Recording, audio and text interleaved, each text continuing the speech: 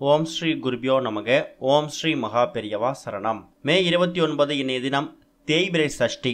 முருகப்பெருமான அருளை பெறுவதற்காக நீங்கள் பண்ணக்கூடிய எளிமையான பரிகாரம், அதுவும் உங்கள் வீட்டிலேருந்தே பண்ணக்கூடிய ஒரு அற்புதமான பரிகாரம். ₹1 நாணயமும் கற்பூரவள்ளி இலை இருந்தால் போதும். முருகப்பெருமான வணங்குறதுக்கு பல விரத தினங்கள் இருந்தாலும் சஷ்டி விரதம் ரொம்ப ரொம்ப முக்கியத்துவம் வாய்ந்ததாக கருதப்படுது. அதில் தேய்பிரை சஷ்டிக்கு நம்ம சில பேர் முக்கியத்துவம் கொடுக்கறதில்ல. வளர்பிறை சஷ்டி திதியை தான் ஒரு மாதமும் பெரிய சஷ்டி விரதமாக இருந்து கல்யாணமாகாதவங்க, குழந்தை பாக்கியம் இல்லாதவங்க சஷ்டி விரதம் இருக்காங்க.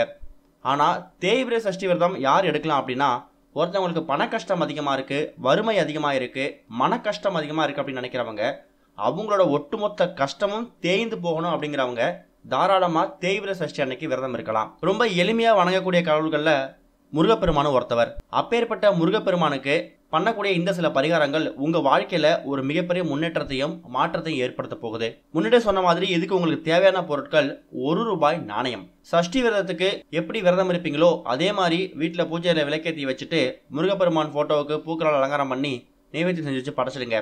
அது இல்லாமல் ஒரு சிவப்பு கலர் துணி ஒன்று எடுத்துக்கோங்க, சதுரமாக இருக்கிற மாதிரி பார்த்துக்கோங்க. அதுக்கப்புறமா ₹1 நாணயம் 11 எண்ணிக்கையில், அதாவது ₹11 கணக்கு, அந்த ₹11 ₹1 நாணயமாக எடுத்துக்கணும். ஒரு நாணயமாக எடுத்து ஓம் சரவண பவ, ஓம் சரவண பவன் சொல்லி அந்த ₹1 நாணயம் ஒன்று எடுத்து அந்த சிவப்பு கலர் துணியில் வச்சு அதுக்கப்புறம் அதை மூட்டையாக கட்டிடுங்க. அதுக்கப்புறமா ஒரு 3-4 எண்ணிக்கையில் கற்பூரவள்ளி இலை எடுத்து அதை சுத்தப்படுத்தி வச்சு அதுக்கு மஞ்சள் குங்குமம் போட்டு வச்சு அந்த இலைக்கு மேலே அகல் விளக்கு வச்சு தீபம் ஏற்றுங்க. நீங்கள் தீபம் ஏற்றும் போது அப்போ ஹீட்டில் அந்த கற்பூரவள்ளி வாசனை உங்கள் வீடு முழுக்க பரவும். கற்பூரவள்ளி அப்படிங்கிறது மருத்துவமும் மகத்துவமும் நிறைந்த ஒரு பொருள். அதனால தான் அந்த இலையில விளக்கேற்ற சொல்கிறோம். விளக்கு எரிஞ்சதுக்கு அப்புறமா அந்த இலையை கால்பட இடத்துல விட்டுருங்க.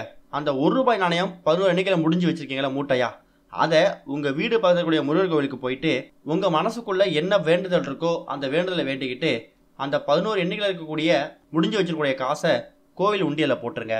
இது மாதிரி ஒரு மாதமும் வரக்கூடிய தேய்பிரை சஷ்டியில் நீங்கள் செஞ்சாலும் சரி, வளர்பிறை சஷ்டியில் செஞ்சாலும் சரி, அது உங்கள் விருப்பம்.